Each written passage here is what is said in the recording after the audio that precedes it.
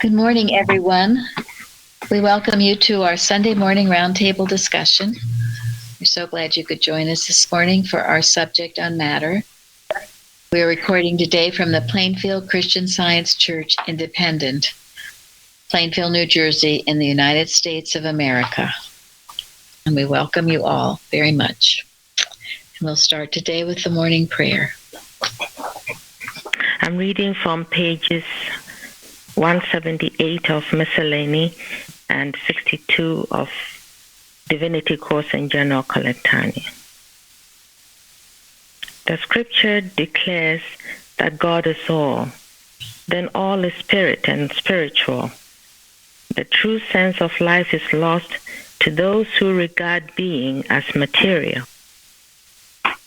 Scripture pronounces all that God made good. Therefore, if evil exists, it exists without God. But this is impossible in reality, for he made all that was made. Hence the inevitable revelation of Christian Science that evil is unreal. And this is the best of it. On April 15, 1891, the Christian Science textbook lay on a table in a burning building. A Christian scientist entered the house through a window and snatched this book from the flames. Instantly, the table sank a charred mass. The covers of the book were burned up, but not one word in the book was effaced.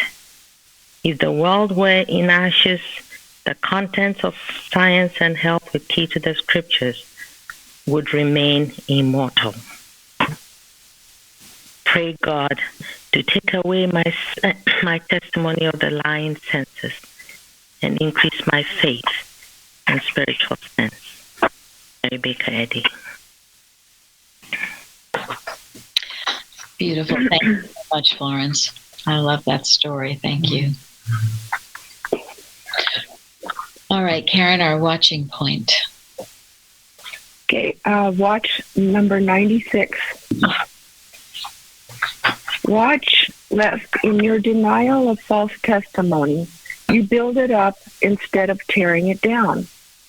One can say that it is not as serious to have the devil in you as it is to have God out of you.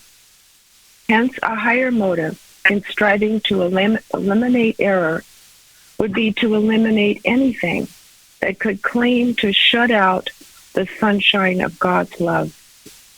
Before one affirms the allness of God, he should know that nothing can darken man's thought or cause him to believe that he is or ever can be shut off from the primitive good that is his birthright.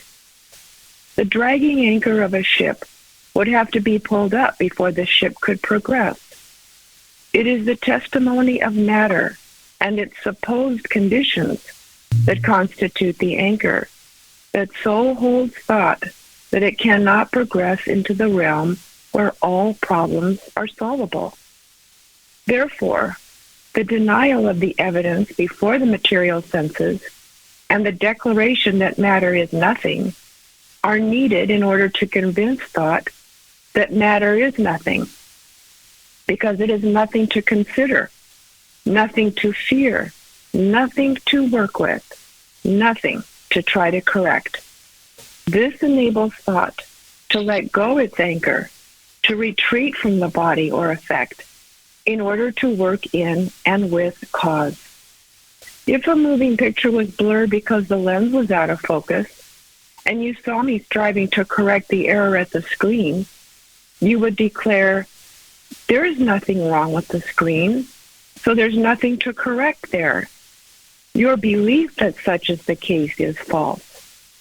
The error is in the setting of the lens in the projector and must be corrected there. Unquote. You would deny the belief that there was anything wrong with the screen in order to make me retreat from the screen and go to the projector, where the correction can readily be made.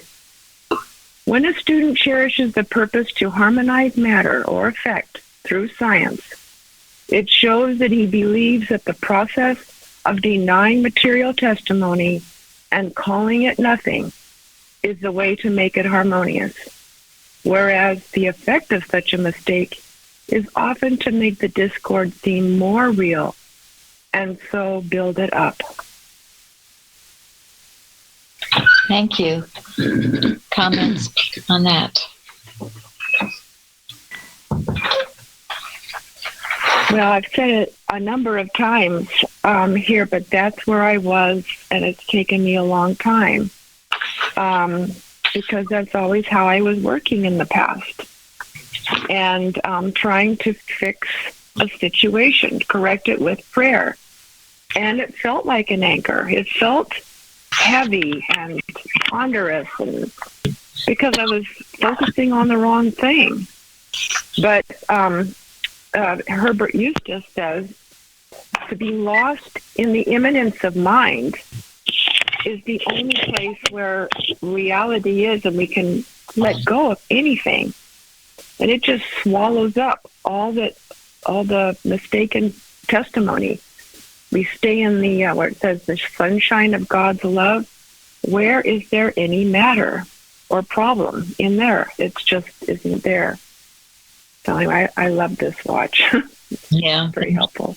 Yes.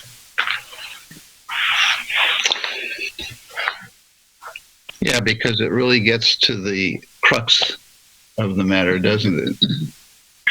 The essence of everything, you, me, animals, trees, rocks, is spirit.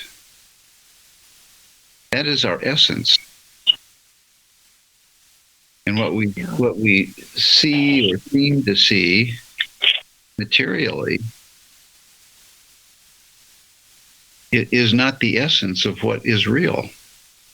And when we try to draw conclusions from the material picture,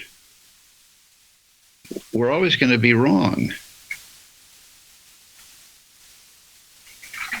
We have, Mrs. Eddy, over and over again, we have to translate things back into their spiritual reality.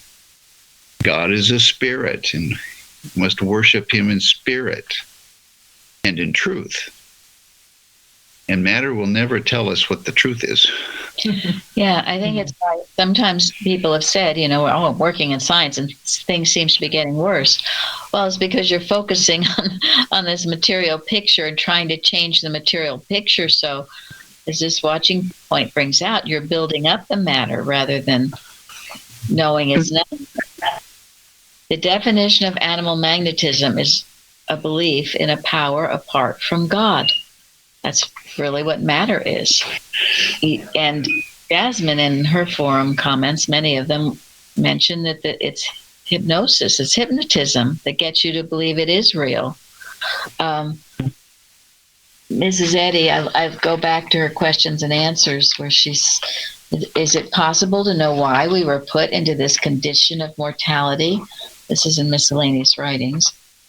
And Mrs. Eddy says, it is quite as possible to know wherefore man is thus conditioned as to be certain that he is in a state of mortality. I mean, that answers. You start off believing you're in a state of mortality and try to get rid of it. Well, she's saying you're not. The only evidence of the existence of mortal man or material sense of a material state and universe is gathered from the 5 personal senses. This delusive evidence science has dethroned by repeated proofs of its falsity. And this is where the trust and the faith comes in. You have to know that this has been proven, that it isn't powerful. It's not anything real that's going to boss you around. So, go ahead, Florence. No, I think it's also important where we begin because, for example, if we are saying that Mrs. Eddy just gave her opinions in what she's given to the world, then we receive this spiritual truth a certain way, not as the truth from God, God's spiritual truth, which we must accept. It's not a question of, we question it or anything like that. We must accept it and obey it. And so, for example, the scientific statement of being, was that just her opinion? Did she just make that up? She didn't. So we accept the spiritual truth, and if that's our premise for coming here or doing the science or practicing it, then we accept it, with our whole heart that way. Yes, thank you very much. And this is why we've often talked about as acknowledging her as the woman in the apocalypse. She wasn't just some mortal woman writing some nice books. And when asked by that church in Chicago, why aren't we having healing? And what was her answer? You need to love me more. You need to love me more. A right understanding of her is so important. If you just see her as some woman with writing down some opinions, then it will... You missed it all. You've missed it, and it will interfere with healing. That's why when Benjamin read the book for the first time, I know my mother felt that way too. No person could have written this book. And we all must feel that way. That can be the danger of this, first, fourth, fifth generation scientists, where you just get handed down and it doesn't have that, whoa, eureka, hallelujah, wow, this is amazing kind of a feeling.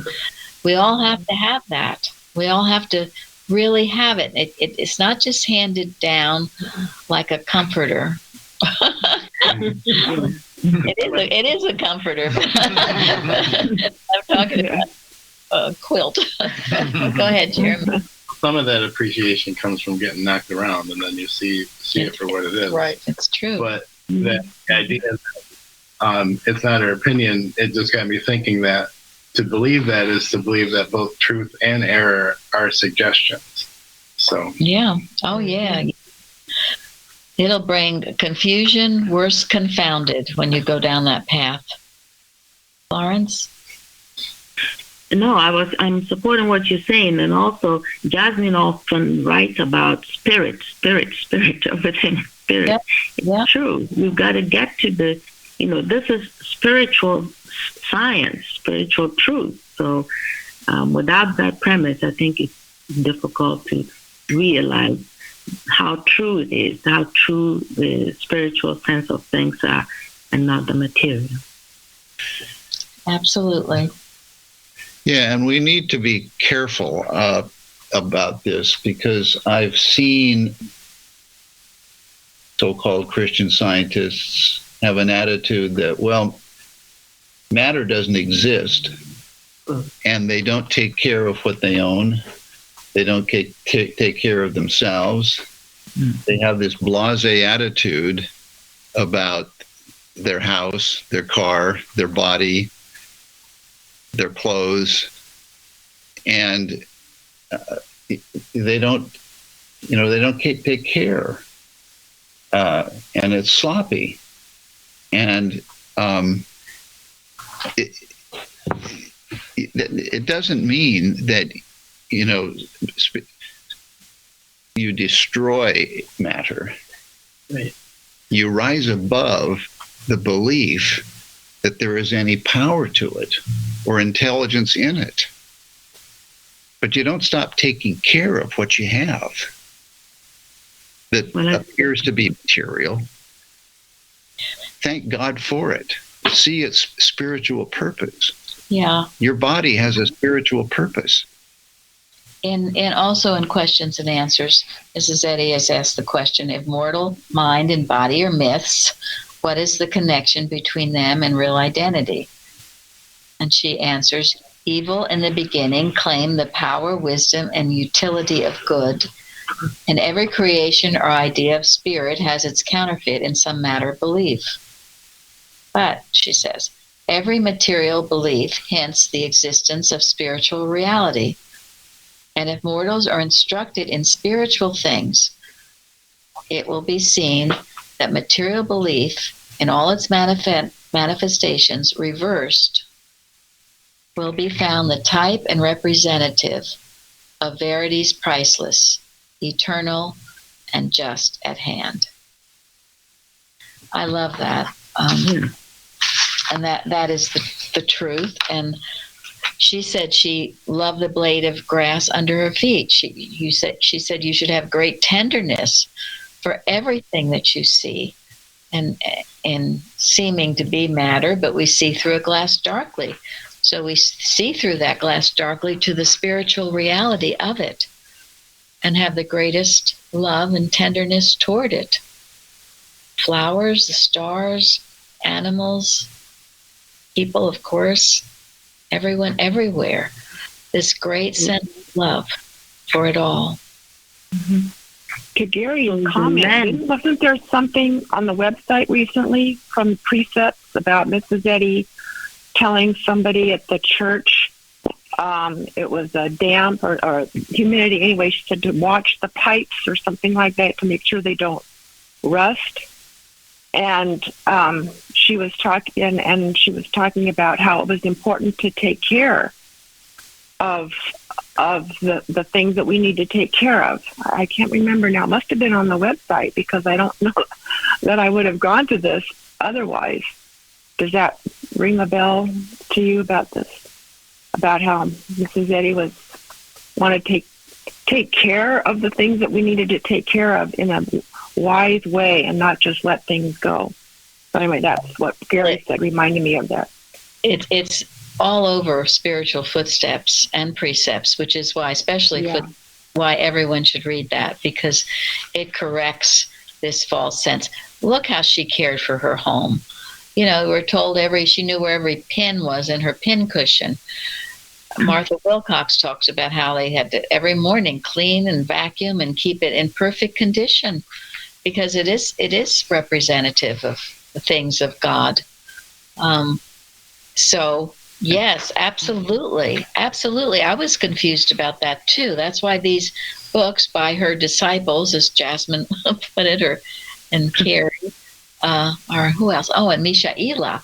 Yes, Mishaela. They're all so important to read these and understand how she cared for her home. Always practical. Yes. But she said you need to see them spiritually, or they will control you in the belief that they are material. That's a paraphrase, but that is true. That is why, I know Lillian, once she had a car, it lasted years and years and years and years, because she loved it so much and she cared for it so much. It's the view that you change, right? It's the view, how we see things is what we're thinking. What we talked about last week, our viewpoint. Yes, our viewpoint. So, spiritual footsteps really is required reading for everyone. Wonderful.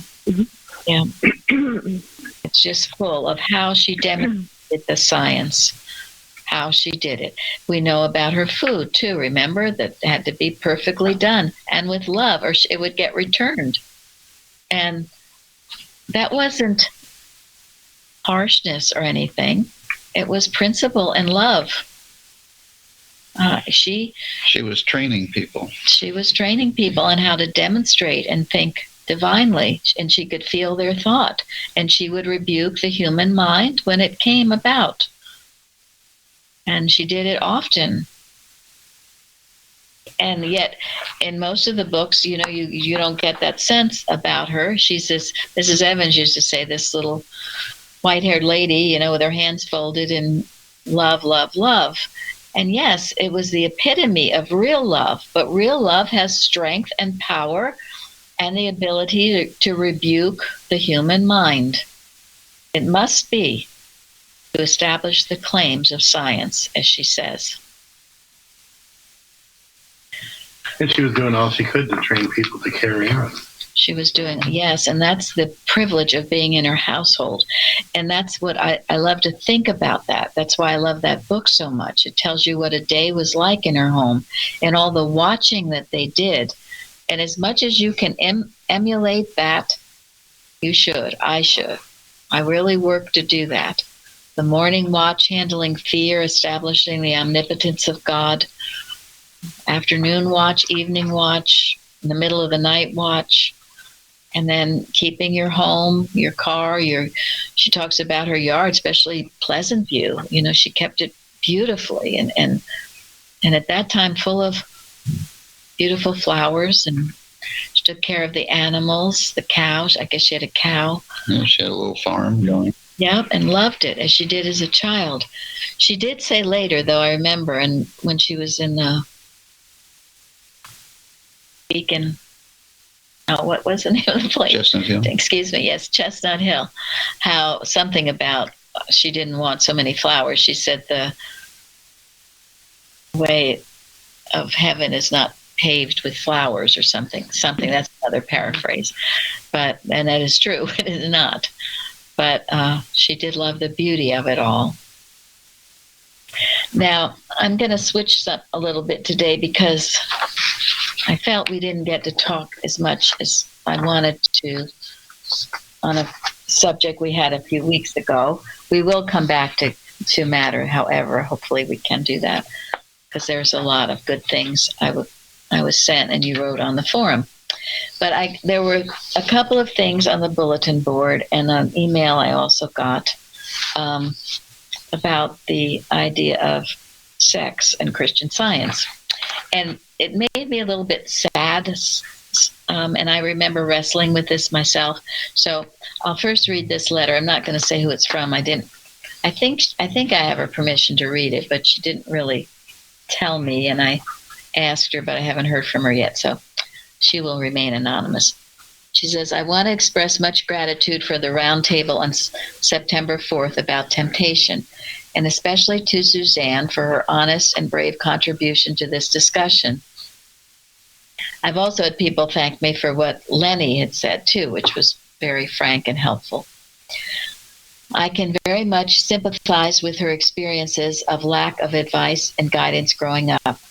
I grew up as an only child of very strict parents, neither of whom was approachable to talk to about relationships, nor did my all-girls school go near the subject in their lessons, and there was no one I could talk to at the very small Christian Science Sunday school I attended either.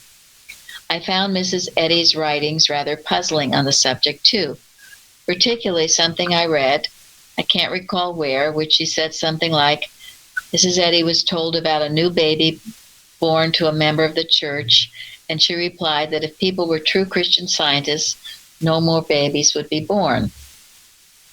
So I was left wondering, was sex even permissible within a marriage? And if not, was having my own home and family even a possibility? But then Mrs. Eddy herself married 3 times and had a son, and members of the church I attended were mostly married or had been married. I found it confusing, and it definitely contributed to my not having any male friends for years, and only eventually getting married to a wonderful man very much later in life. So sadly, we have no children or grandchildren, no nieces or nephews, and I have never spent any time with any child. But I have many other blessings to be hugely grateful for, and I'm very grateful to Plainfield for addressing that subject. I'm very grateful for all that Plainfield generously provides. I very much like the new section on your website, the first item about Mrs. Eddy, such a great addition. Thank you, Jeremy, and everyone who worked on this. With gratitude and much love to you and all at Plainfield.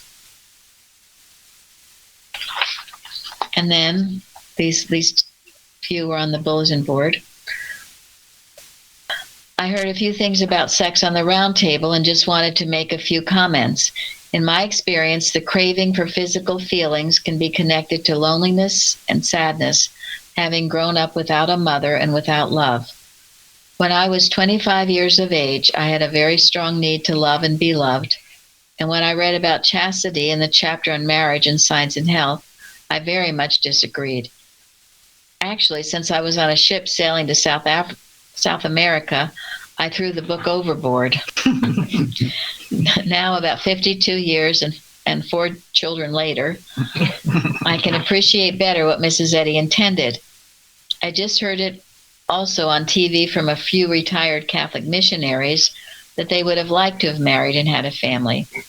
Chastity was not really their choice after a few decades. Another thing I would like to mention is that although when I went through this class instruction, I did not get to know God, I feel that this was the difference with pupils who went through class with Mary Baker Eddy. They came to really know God. Christian Science can be an awful lot of writing and reading, but the purpose of it all is oneness with God. And then I find amusing the world obsession with sex, physical beauty, etc. As I've gotten older, I've come to enjoy my solitude and oneness with God. What better companion, partner than God? It is sad the youth today are being bombarded by the media about choices they can make, whether they call themselves male or female, undergoing medical procedures or hormonal therapy to change what God made. It is true, some individuals are born with different inclinations in their nature. They should not be condemned, but a young boy or girl, pray tell, how can they know what they want to be? Infusing the body with testosterone or estrogen hormones to make it either more feminine or masculine is playing Russian roulette with life. God must be shaking his head in heaven, wondering if perhaps it was a bad idea to eliminate the dinosaurs and rather keep the human race on Earth. Oh my. And this last one. This is a beautiful poem, September 1900 journal.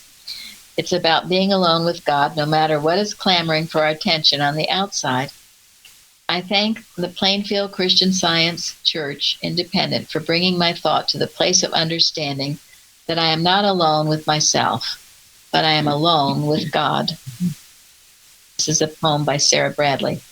Alone with thee when the bright day is breaking. Alone with thee as evening shadows fall. Still, still with thee in the dark hour of midnight. How can I fear, since thou art all in all? And I to thee in the glad hour of triumph, and I to thee all praise and glory give. Still, still to thee, when era loudest calleth, to thee I look, in whom I move and live. Alone with thee, 'tis perfect happiness. Alone with thee, I have no thoughts but thine. Still, still with thee, 'tis peace and joy unbounded. I'm ne'er alone, life, truth, and love are mine.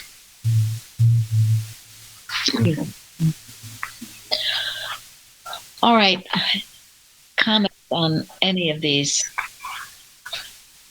letters, emails. Well, a lot. I've found in Christian Science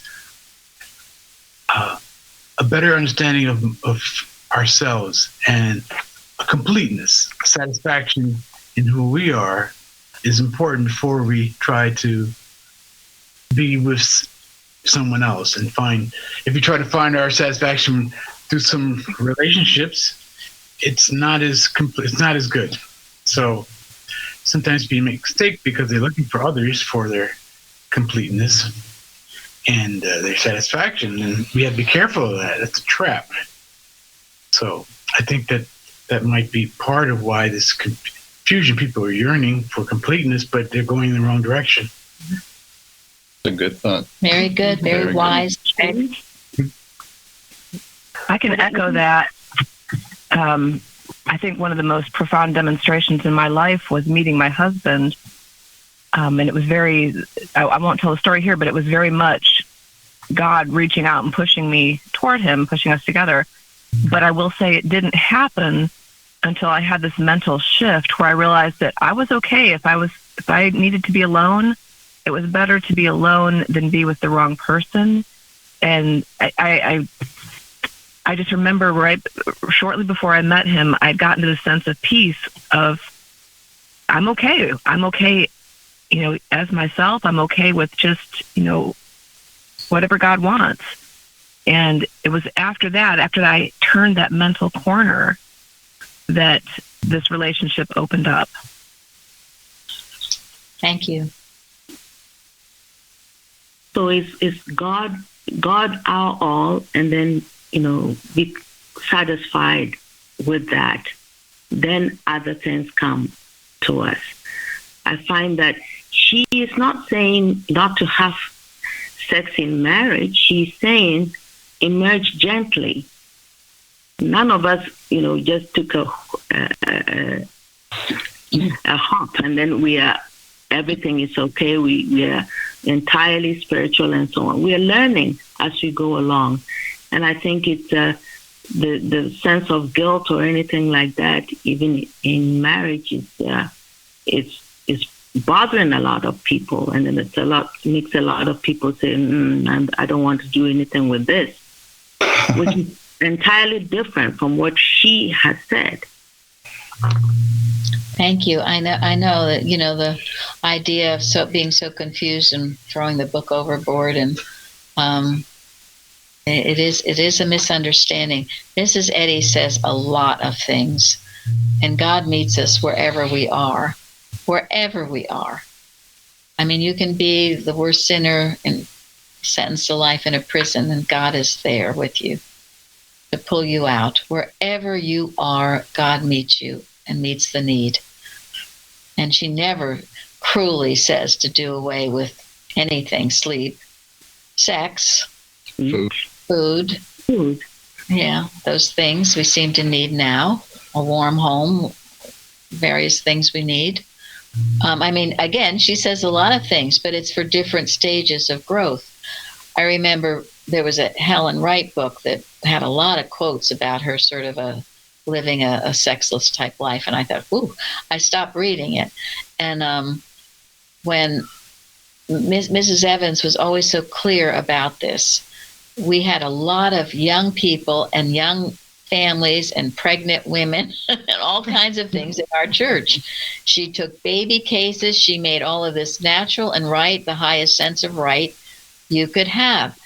And she spent time helping other people who had been mistaught about this. And in some ways it is like the Catholics. Yeah. Yes.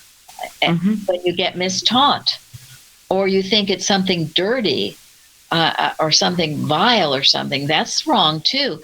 It's only dirty and vile if you do it, in a dirty and vile way, like rape and loveless, no love to it. Then yeah, it is, as many other acts are.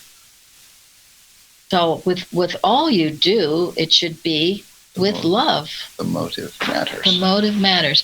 Who else was about to speak? Well, okay, look up the verse, but I was thinking about, the Bible is called the chart of life, and there are plenty of people getting together and having babies in that chart of life. But then Jesus also talks about, if it makes sense to you to live the life of a eunuch, then do that. Yes. And I told my kids when they were younger, not much younger actually, but there's all this talk about the, what your sexual identity is and all that stuff. And I said, no matter what you decide, you still have to put all of that away and go out into the world and be useful. None of that unless you're doing something immoral, So, I mean, immoral as far as like being a sex worker, Otherwise, it doesn't matter day to day. It doesn't matter here at the table, really. So, it's just live your life. Don't worry about that stuff. Yeah. It'll come naturally. There's too much self-centeredness today with all this thought on self. I mean, I don't know. When I was growing up, I didn't have time to think. I was a girl. I didn't have question my what I was. I mean, that's a lot of heavy stuff for kids. Yeah. So anyway, that's 2 cents on that. Anybody else? Having grown up in the organization, I felt like the biggest problem I had was pretending like it didn't exist and not talk about it. And all these kids would have all these questions, and it would be just ignored. And then that just opened the door to some to experimentation and Yes, perversion and perversions and fear and anger and guilt and all kinds of feelings that God never made. They didn't give them practical. And actually, I went and had a teacher who was a well-known Christian Science teacher, and I was struggling with this, and I asked him questions, and he did not give me any moral direction at all. And it was, I think that's unconscionable. I never heard anyone talk about sex. Never. I didn't talk in high school. I didn't really get taught the Bible the way I should have until later when I was in high school. I had a teacher who loved the Bible and was actually a very independent thinker. But generally speaking, it was very immoral, even from all the way to the top, because he should have just clearly said, "Thou shalt not commit adultery." You don't have relations before you're married. That type of thing. There was just no protection, and guidance and practical answers and an understanding about relationships that I find here at Plainfield. Well, and that is what Suzanne had said too, and you were California as well. Right. I don't know. I can't say that I was taught it in Sunday school, but my mother surely taught it to me about, committing adultery, all those basic things. They were once basic. They're no longer basic, but that's why the chapter on marriage is so important. And the last page, she does say that God's children already created will be cognized only as man finds the truth of being. Thus it is that the real ideal man appears in proportion as the false and material disappears, no longer to marry or to be given in marriage, neither closes man's continuity nor his sense of increasing number in God's infinite plan. And spiritually, to understand that there is but one Creator, God, unfolds all creation, confirms the Scripture, brings the sweet assurance of no parting, no pain, and of man deathless and perfect and eternal. That's a beautiful description of what it should be. But most of us are not there yet, but it's something. But you teach that your body is the temple of the Holy Ghost, and how you live and interact.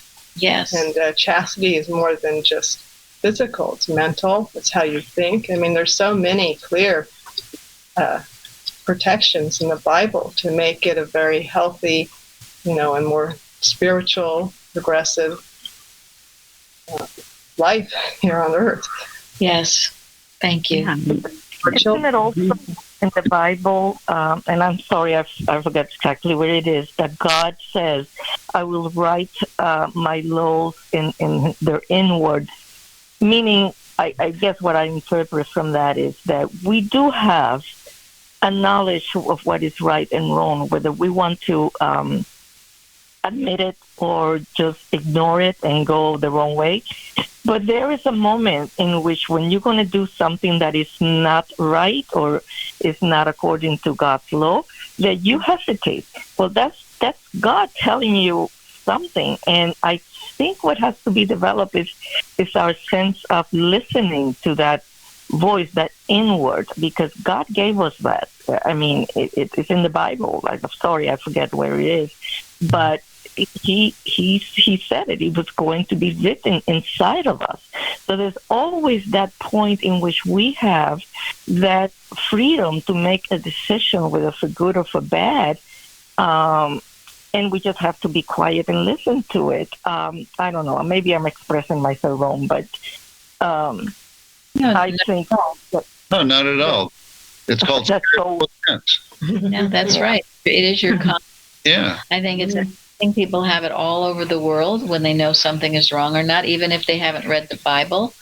People know, and it is your conscience. It's that it is the Holy Ghost. It's Christ, Emmanuel, God with us, telling us. Sometimes we listen, sometimes we don't. When we don't, the voice gets fainter and fainter, and our lives get more and more screwed up. I think it was you, Mary, that said quite a while ago, I can't remember when, but you said it to make and Gary mentioned it too, it all comes down to motive. But you said if it's going to bring me is what I'm about to do going to bring me closer to God? And I've thought about that a lot of times, but that's helped me sometimes. Is it going to bring me? And it doesn't mean that sex is going to, but if you're doing it from a point of, from love, the love for God and man, then that's totally different than just the love of the act and you're just doing it with everybody, and that's entirely different. So if it's going to bring you closer to God, then that's telling you it's the right thing to do. That's it. That's true. And that's what everybody is, as Craig started out with, searching for. And yes, I think the sexual act within marriage, when it's done with great love and tenderness, it can be something very almost divine. I mean, I will say that. I think that's true. And that's what people are looking for, but you're not going to find it here, there, and everywhere and doing it just haphazardly. It should be something as we treat everything, with great love, respect, and reverence. That's the idea of marriage. It often will fall short. Absolutely it does. And the act itself has nothing much to say about it. My son will say the only thing he remembers about his Sunday school class is that when they asked about sex in Sunday school class, his teacher said it's very much overrated. That's all I can remember. And that's no longer. But this sense of this sense of completeness also comes with other things. When people indulge in so much food, to feel satisfied. So it's all it's an individual thing, I think. Yeah. Absolutely. And progressing. So yeah, I say the same thing about drugs and alcohol. Medicate to try to overcome their sorrows, and that's that's not the right way to do it. And when Mrs. Eddy, again, questions and answers, what do you think of marriage? That it is often convenient, sometimes pleasant, and occasionally a love affair. Marriage is susceptible of many definitions. It sometimes presents the most wretched condition of human existence. That kind you need to get out of. I'm adding that. To be moral, it must be a union of the affections that tends to lift mortals higher. And that goes back to, will this union bring me closer to God? It's Mrs. Evans used to say, because it's hard. I mean, you can't just always find a Christian Scientist to marry, especially today. It's probably not a good thing to do, quote Christian Scientist. So she said, she when she met Steve, her husband, she saw soul in his eyes, and he became a Christian Scientist. And he stopped smoking, and he stopped drinking, and he became a practitioner.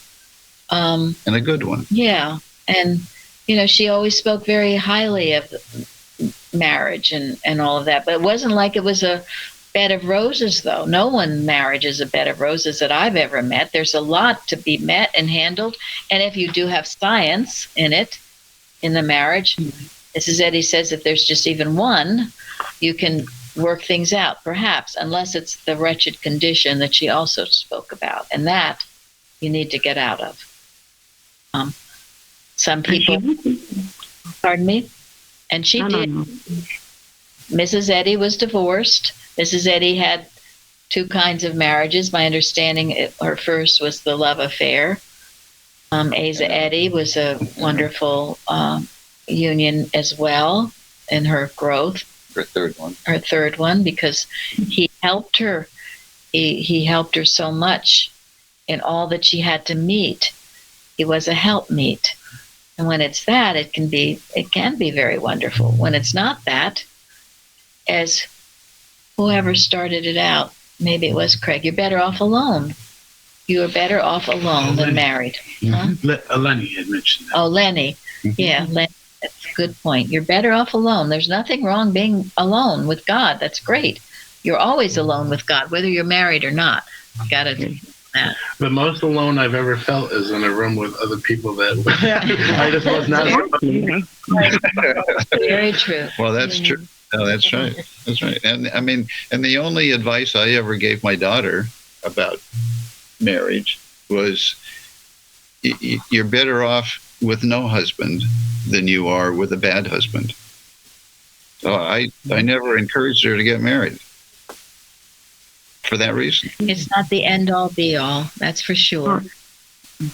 And she said there would be a time. Sorry. Go ahead, Mary. Sex ultimately is just an act, and you know, when you first hear about it when you're young, you say, "You're kidding." Whoa, what the heck is that about? My parents did that. Yes. Yeah. Go ahead, Florence.